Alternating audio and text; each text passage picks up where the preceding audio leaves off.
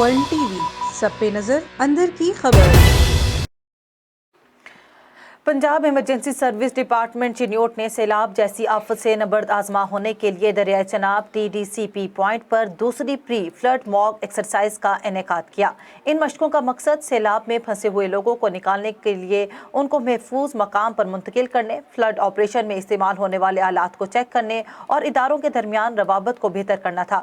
ان فرضی مشقوں میں پنجاب ایمرجنسی سروس ڈپارٹمنٹ، محکمہ صحت، محکمہ ایجوکیشن، محکمہ لائف سٹاک، محکمہ سول ڈیفنس اور محکمہ سوشل ویلفیئر نے حصہ لیا۔ ڈپٹی کمشنر نے instead commander post, rescue disaster camp, medical camp سمیت دیگر کیمپوں کا معائنہ کیا اور سیلاب کے دوران ریسکیو اینڈ ریلیف کے لیے استعمال ہونے والے آلات کا بھی جائزہ لیا۔